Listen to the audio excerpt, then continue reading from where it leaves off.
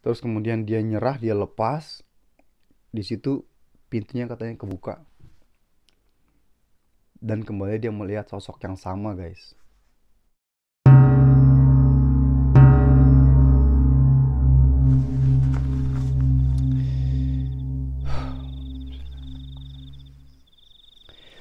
Yo guys, assalamualaikum warahmatullahi wabarakatuh. Ketemu lagi kita di Acong Japan. Eh, Pada malam hari ini saya pengen menceritakan suatu kisah atau kejadian mistis yang terjadi di tempat tinggal saya yang dulu ya, di Jepang, atau kontrakan saya yang dulu, yaitu tentang sesuatu yang keluar dari lemari dinding. Tapi sebelum masuk ke cerita, saya pengen ngucapin terima kasih ya buat teman-teman yang udah mengklik video saya ini, juga teman-teman yang udah subscribe channel saya, dan buat teman-teman yang baru bergabung, yang baru klik video saya ucapkan juga terima kasih dan selamat bergabung. Dan saya harap kalian semua enjoy ya dengan video-video saya. Oke, langsung saja saya masuk ke ceritanya. Jadi ini sengaja ya saya agak lebarin frame-nya ya. Biasanya cuman sebatas ini sama ini ya guys. Tapi sekarang saya agak lebarin. Jadi ini kelihatan ada, ini dinding lemari ya. Jadi kalau bahasa Jepang ini oshire. Jadi lemari yang nempel di dinding gitu ya. Kalau tahu filmnya Doraemon, jadi dia biasa tidur di dalam lemari yang bisa digeser-geser gitu ya. Jadi sengaja saya liatin ini dikit biar saya bisa jelasin nanti ya. Jadi sedikit saya kasih gambaran tentang oshire ini ya. Oshire itu adalah sebuah lemari atau sebenarnya sih ruangan dalam kamar ya, tapi dibuat semacam sekat untuk menaruh baju ya atau peralatan lainnya ya. Biasanya ada 3 tingkat ya. 2 tingkat untuk tingkat yang paling bawah biasa untuk barang-barang, yang tingkat kedua untuk baju, dan yang atas itu biasa untuk barang-barang kecil ya. Dan kalau yang tahu film Doraemon, dia biasa tidur di situ gitu.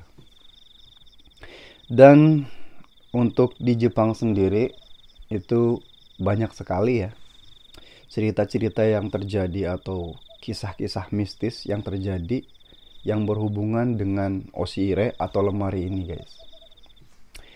Dan kisah ini atau kejadian ini sempat terjadi dengan teman saya yang bernama Adit ya.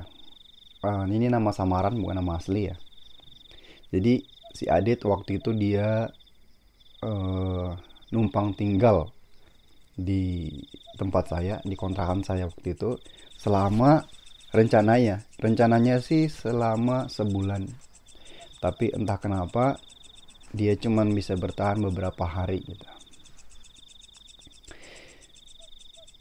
Kemudian beberapa hari itu dia mulai buka ya. Kenapa dia nggak kuat tinggal di situ?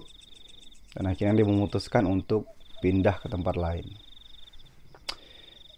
Saat itu dia bercerita kepada saya, waktu hari pertama, kedua, dan ketiga itu tidak terjadi apa-apa, biasa aja. Jadi kontrakan saya itu atau tempat tinggal saya itu ya, jadi kalau seperti tempat tinggal orang Jepang pada umumnya yang kontrakan ya, jadi pas masuk pintu masuk itu yang kita hadapi duluan adalah dapur.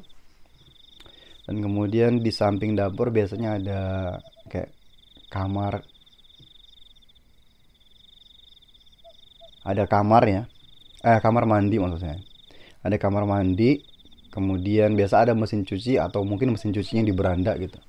Kemudian masuk ke pintu berikutnya itu ada ruang tamu atau ruang tengah ya. Itu tempat nonton, tempat makan juga. Dan kemudian di sebelahnya biasa ada kamar gitu.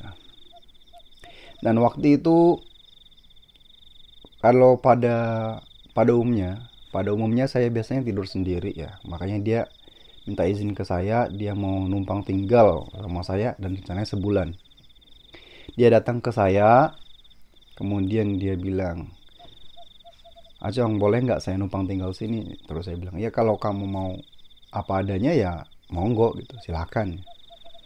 Akhirnya dia memutuskan, dia bawa barangnya, dia tinggal di situ. Pertama, kedua, ketiga nggak ada terjadi apa-apa. Dan kemudian katanya di hari keempat, tepatnya di malam kelima ya, itu posisinya kita tidur satu kamar guys. Kita tidur satu kamar, dan kemudian yang tadi yang saya bilang osire ini atau lemari ini itu berada sedikit agak jauh dari kepala kita ya. Dan posisinya itu kita tidurnya bersampingan gitu ya. Jadi apabila dia gerak gitu bisa kerasa lah seharusnya kan. Kita kan gunakan single bed, tapi bagaimanapun pasti kedengaran gitu ya. Pada malam pertama itu, hari berikutnya paginya, dia merasa aneh gitu ya guys. Kenapa? Saat dia bangun, dia nyadar dia tuh berada di depan lemari atau osire ini. Kok saya merasa di sini ya, kok saya berada di sini ya, seharusnya saya berada di kasur gitu. Sedangkan posisi lemari itu jaraknya sekitar 1,5 meter dari kepala kita gitu. Jadi agak jauh. Dan untuk dia bisa guling badan sampai ke situ, dia pasti misalnya kayak walaupun tidurnya kayak helikopter gitu ya, dia pasti harus melewati saya gitu. Tapi anehnya tidak terjadi apa-apa. Saya juga mungkin waktu itu pulas banget gitu ya, dia tidur.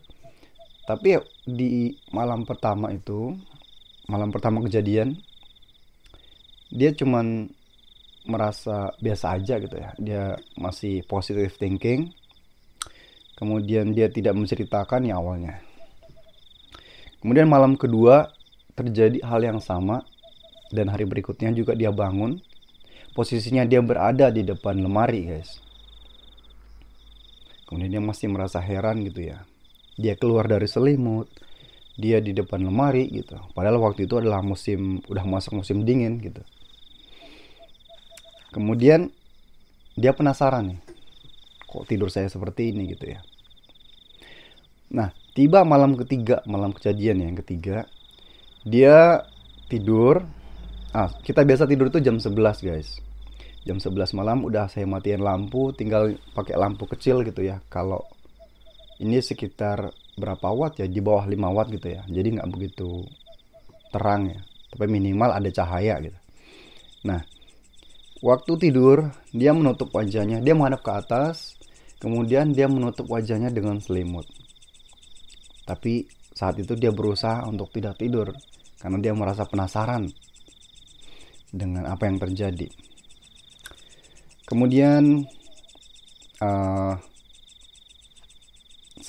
beberapa saat kemudian atau mungkin beberapa jam kemudian, entah dia sadar atau tidak, di situ dia melihat di depan matanya gitu ya, karena tertutup dengan selimut.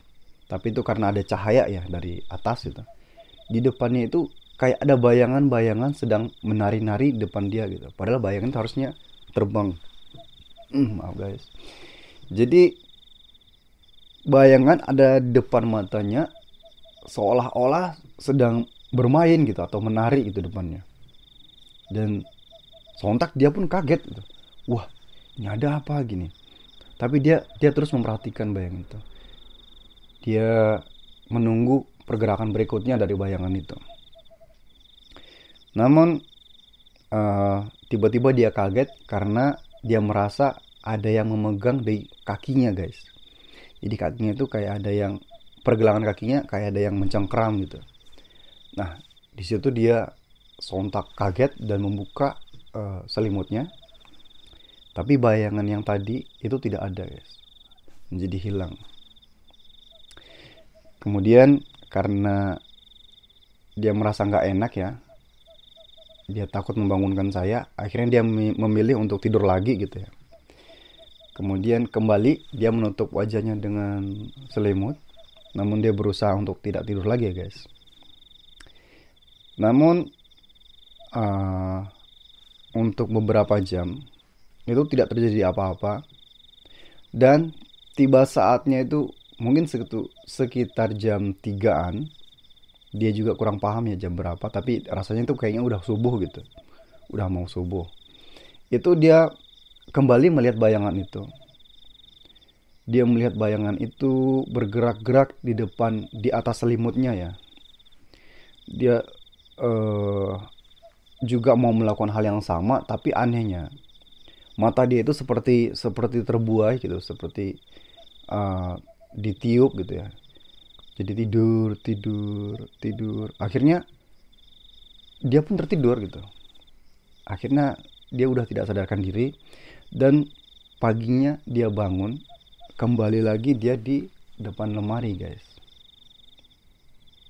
Nah, pas hari ketiga itu, kemudian ya setiap pagi ya seperti biasa saya bangun, kemudian kita bikin sarapan, saya juga bikin sarapan buat kita berdua ya. Kemudian saya berangkat kerja, dia juga melakukan aktivitasnya.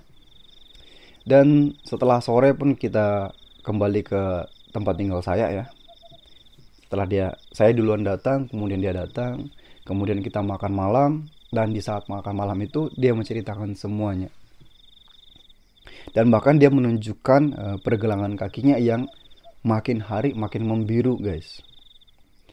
Katanya kaki saya ini habis dicengkeram oleh sesuatu gitu. Nah, awalnya saya tidak percaya. Saya bilang, itu mungkin karena eh, alergi dingin. Biasanya seperti itu juga guys. Atau mungkin karena kecapean juga bisa juga kayak seperti itu. Dia bilang, enggak, ini saya rasakan loh. Seperti ini gitu. Saya melihat sesuatu, saya melihat bayangan gitu. Terus saya bilang, ya udah, kamu lain kali kalau mau tidur berdoa, biar kamu itu nyaman, biar nyenyak tidurnya, biar nggak ada yang gangguin gitu. Saya berdoa loh. Dan sebenarnya sih kalau boleh dibilang ya, dia lebih khusyuk sholatnya, ibadahnya itu daripada saya waktu itu ya. Dia juga suka ngaji gitu.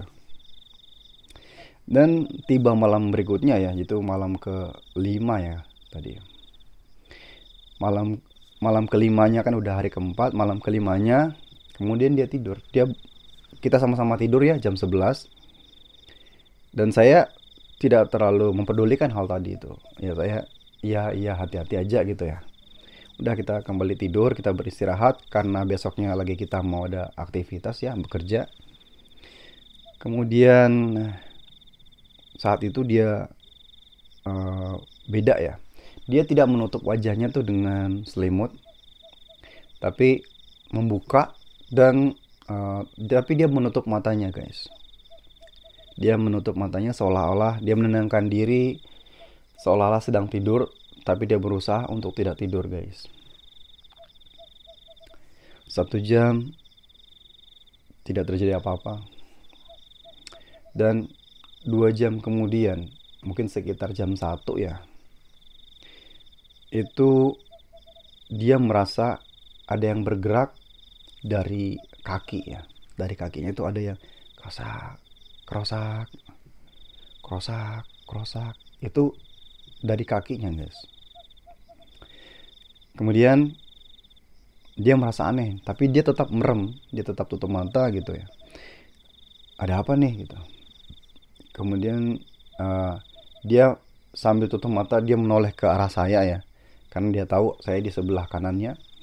Kemudian dia membuka mata, di situ dia melihat saya sedang tidur ya. Saya sama sekali tidak merasakan apa-apa ya, mungkin juga waktu itu juga saya udah tidur kebo aja gitu, udah pulas-pulas gitu. Kemudian dia menengok ke bawah guys.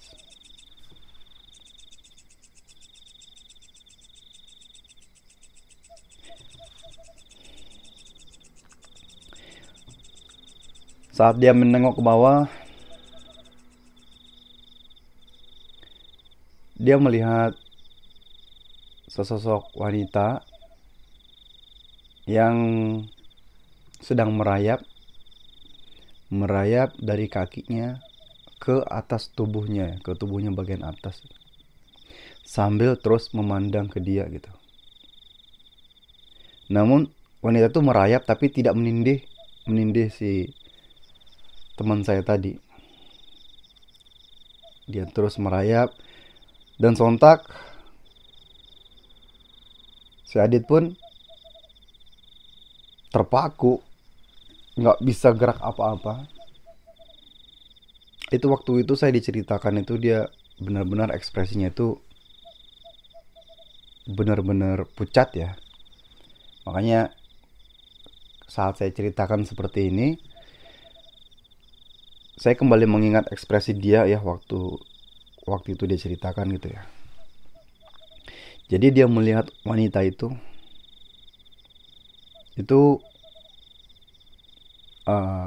hanya separuh ya guys.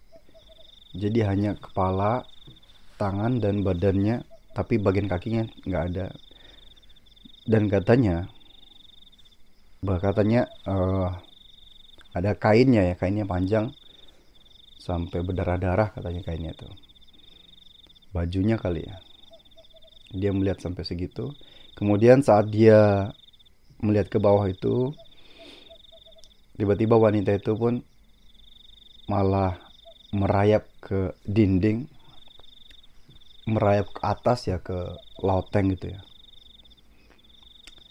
Dan sambil menahan rasa takut, si Adit pun terus memperhatikan makhluk itu ya. Entah keduanya sama-sama kaget, makhluk itu naik merambat ke dinding dan kemudian masuk ke dalam lemari guys. Dia membuka lemari, kemudian dia masuk ke dalam lemari itu guys. Di situ dia langsung teriak dan saya pun lompat kaget banget. Saya ingat banget di situ saya kaget ya.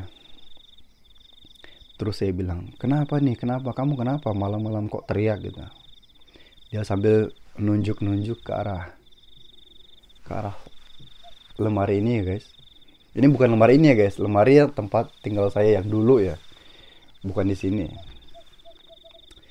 Sambil nunjuk-nunjuk itu tapi dia nggak bisa berkata-kata gitu ya. Terus di situ saya nyalain lagi lampu ceklek gitu kan, karena waktu itu lampu saya pakai remote dan terus saya remotein, nyala lampunya terang.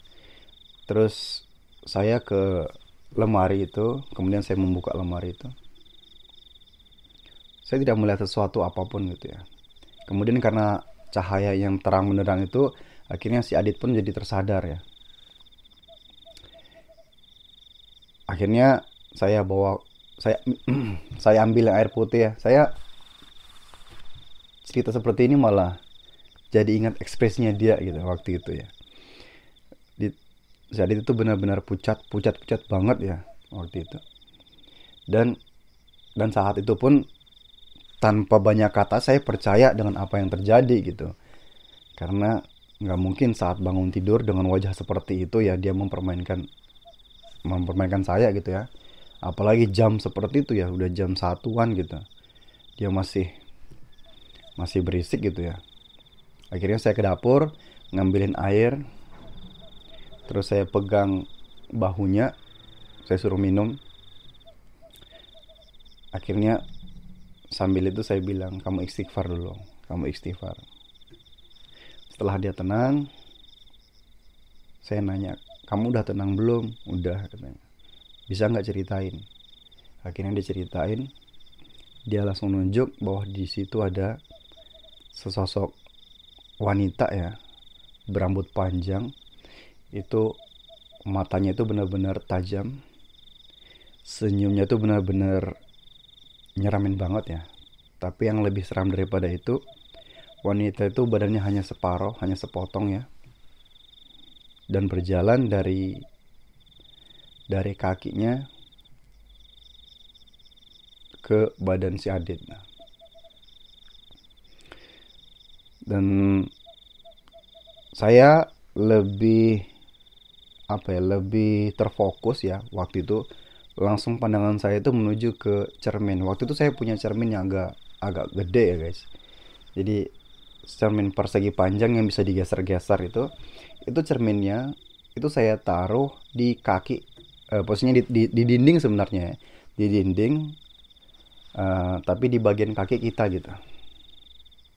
Kemudian saya melihat cermin itu gitu. Apa jangan-jangan ini penyebabnya? Soalnya dulu dulu tuh saya waktu awal-awal di Jepang, saya pernah diwanti-wanti ya sama orang tua. Orang orang Jepang ya, orang dia udah tua gitu. Dia bilang sebisa mungkin jangan menghadapkan cermin ke depan lemari washire ini, karena itu bisa jadi pintu masuk buat mereka keluar masuk dari cermin ke ruangan, lemari gitu. Akhirnya saya membalikkan cermin itu ya, saya balikin, saya angkat, kemudian saya balik ke dinding, jadi menghadap ke dinding. Dan saya tanya, kamu udah tenang belum? Ya udah, ayo kita tidur lagi gitu. Keesokan harinya ya seperti biasa kita kerja, tapi teman saya itu nggak bisa gerak ya, nggak bisa ini ya, karena lemes banget. Saya juga waktu itu mengantuk banget gitu ya, tapi dia lebih lemas ya, karena mungkin karena habis kejadian seperti itu. Saya bilang ya udah, kamu istirahat aja, kamu nggak usah kerja gitu. Kemudian saya juga memilih masuk setengah hari ya, karena memang ngantuk ngantuk banget ya. Akhirnya saya pulang setengah hari dan badan saya memang benar-benar lemas waktu itu. Saya pulang, saya lihat dia tuh duduk di ruang ruang tengah sambil menonton TV ya. Tapi posisinya itu tuh dia diem. Saya masuk ke dalam, masuk ke kamar ya, ke rumah, assalamualaikum gitu. Nggak ada jawaban. Akhirnya saya buka sendiri pakai kunci gitu.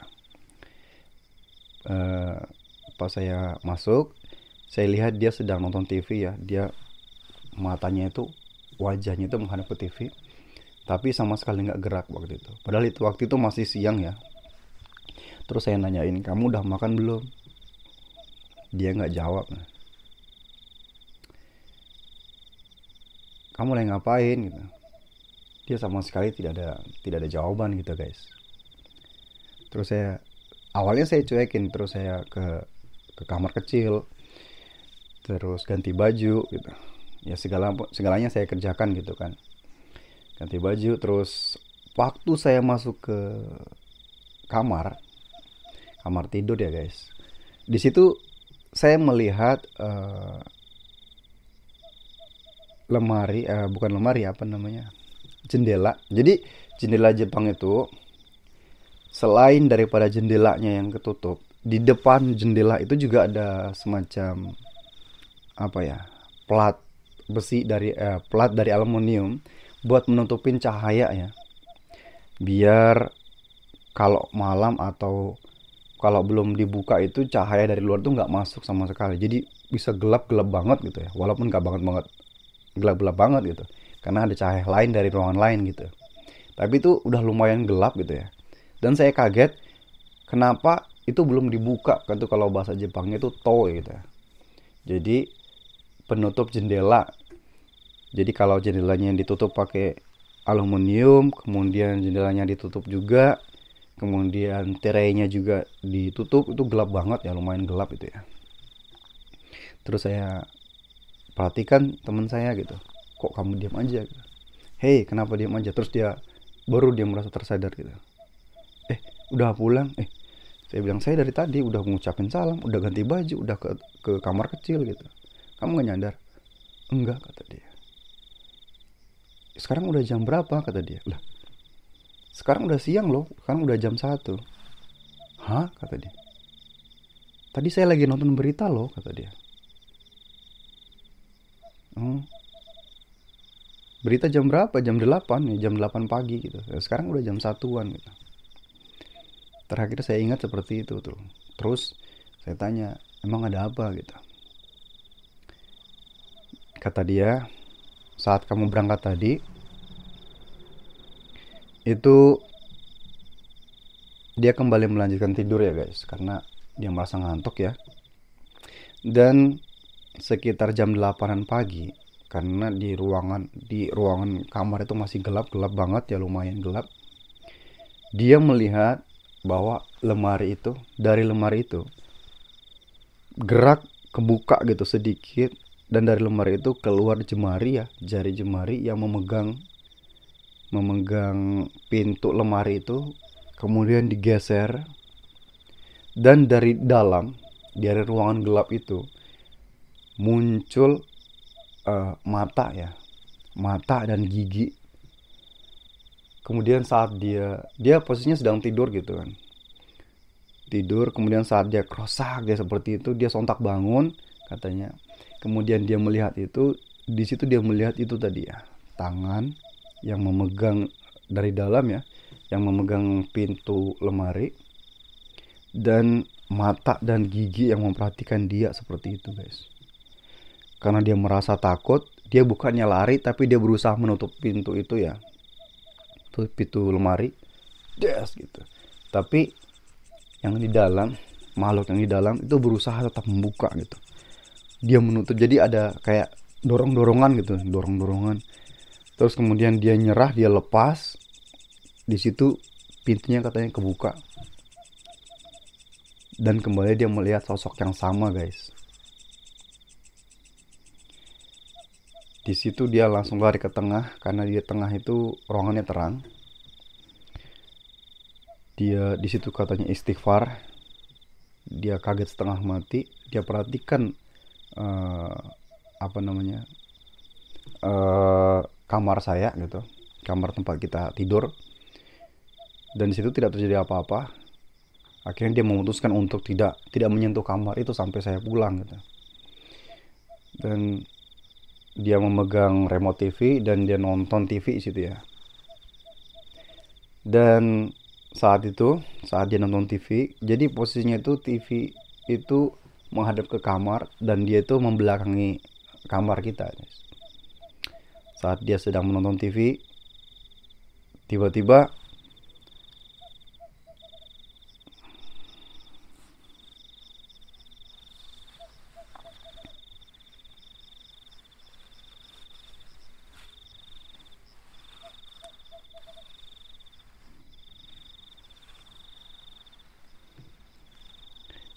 ada suara jeritan katanya dari kamar, yang membuat bulu kuduknya merinding. Dan setelah itu dia tidak sadarkan diri, dan sadar-sadar saya yang menyentuh bahunya gitu guys.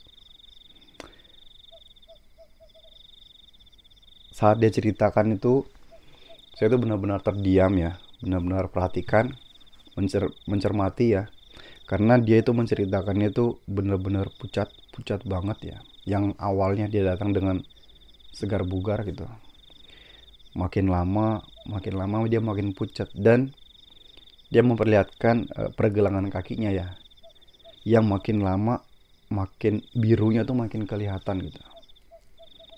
Akhirnya dia di situ bertahan selama kurang lebih 8 hari ya. Kemudian dia memutuskan untuk pulang, untuk keluar dari rumah. Kata dia, maaf Cong, saya nggak sanggup lagi buat tinggal di sini gitu. Ya udah, nggak apa-apa gitu. Kamu hati-hati, kamu silakan cari tempat yang lain. Dan saya juga minta maaf, saya bilang kalau di sini saya kurang nyaman gitu, kurang bikin kamu nyaman gitu. Ya walaupun bukan saya yang buat gitu ya. Akhirnya dia pun pergi, tapi anehnya saya yang tinggal di situ. Sampai saat itu pun saya belum pernah mendapatkan hal-hal aneh atau hal-hal mistis di ruangan atau di kontrakan saya itu guys. Jadi yang malah yang kena itu adalah teman saya ya. Dan sebenarnya sebelum dia, saya juga punya teman yang lain ya, yang suka datang ke rumah. Saya dulu punya PS gitu. Jadi dia suka datang main PS gitu. Nah, katanya pernah suatu malam, jadi di Jepang ini kan suka banyak tuh ada vendor mesin atau mesin jual otomatis. Jadi saat kita lagi main PS itu kan saya bilang, bro, lu mau minum nggak? Ntar gue beliin ya. Udah lagi main gitu, terus kata dia, udah kopi satu ya, kata dia. Kayak lagi pesan di warung aja gitu. Oh ya udah gitu. Terus saya ngambil duit receh, terus saya sorry guys. Terus saya ke bawah buat beli di Jido itu ya, di mesin vendor mesin itu. Dan pas saya ke atas, karena memang tempat tinggal saya tuh di lantai 2 gitu ya. Pas saya ke atas, saya lihat dia tuh udah di depan rumah ya, di depan pintu saya gitu. Terus saya bilang, kamu kenapa gitu. Dia terdiam juga, wajahnya juga pucat. Terus saya bilang, masuk dulu, masuk. Terus dia cerita, katanya. Dia bilang, saya pikir tadi kamu datang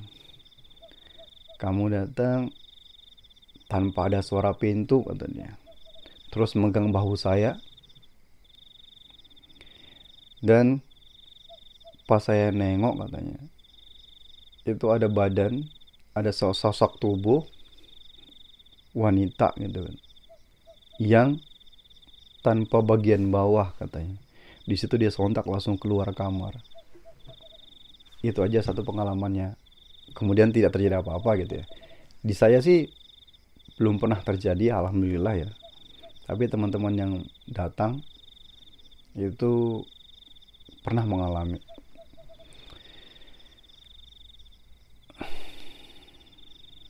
Ya, semoga dari cerita saya ini kita bisa ambil hikmahnya ya.